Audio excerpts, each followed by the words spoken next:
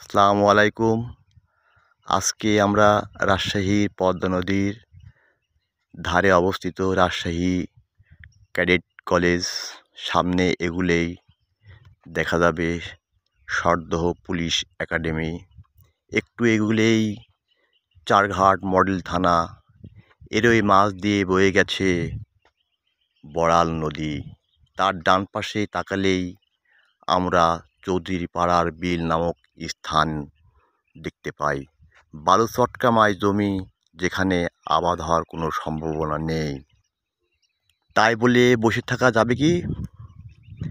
এলাকার জনগণ মনে করলেন এই বালু চটকামায় জমিতে আমরা সকলে মিলে পুকুর খনন করব।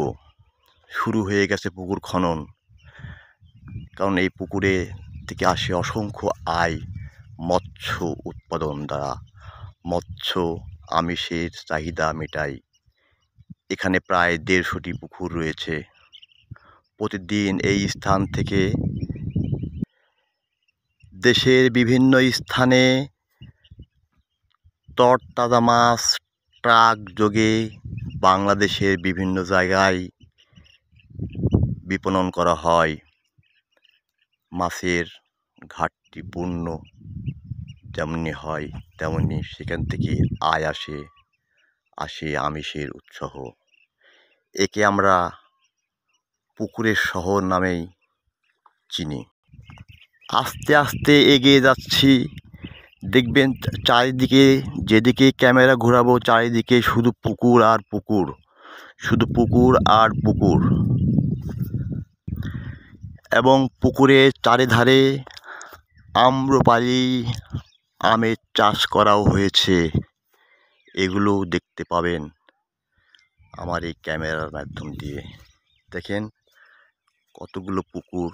এতগুলো পুকুর দেখানো সম্ভব নয়, তথাপিও চেষ্টা করছি। আম ধরে ধরে রয়েছে কিছু কিছু, দেখেন। তো যতটুকু পারি আজকে আপনাদেরকে আমি এই পুকুরের শহর করে দেখাবো। অনেক দূর থেকেই দেখা যাচ্ছে অনেকগুলো পুকুর, দেখবেন। তারপরে বামের দিকে ঘুরবো একটু পরে। এই পুকুরটি শেষ হতে না হতেই দেখেন একটু ডানের দিকে চেপে গেলাম, দেখবেন আরেকটি বিশাল বড় পুকুর। বিশাল বড় পুকুর দেখবেন। এই পুকুর থেকে সামনে দেখবেন ছাউনি একটি, তারপরে রয়েছে কতগুলো পুকুর, সেখানেও আমি যাচ্ছি। একটু আস্তে আস্তে এগিয়ে যাচ্ছি। তাকিয়ে দেখেন গভীর নলকূপ দ্বারা পানি উত্তোলন করা হচ্ছে পুকুরের মাছের। পানির সংকটের কারণে তাপদহে যেহেতু বৃষ্টিপাত নেই, দেখুন পুকুর, দেখুন, শুধু দেখতে থাকুন, চারিদিকে শুধু দেখতে থাকুন, দেখতে থাকুন পুকুর, সব পুকুর দেখতে থাকুন।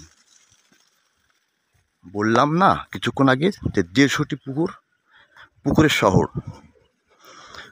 আসলে কি আর বলবো আপনাকে, কি আর বলবো, আমি মনোমুগ্ধকর পরিবেশে আজকে চলে এসেছি।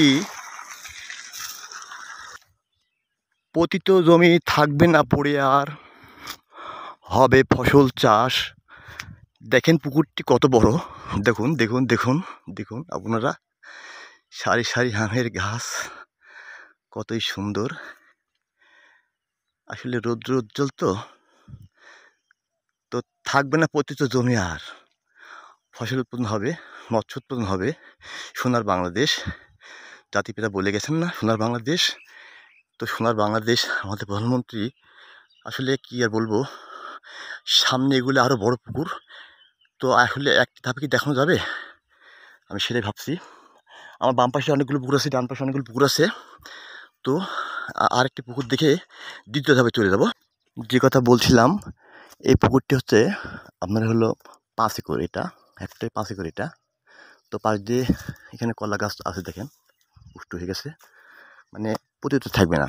এবার আমি দেখাচ্ছি সামনে আরেকটি পুকুর।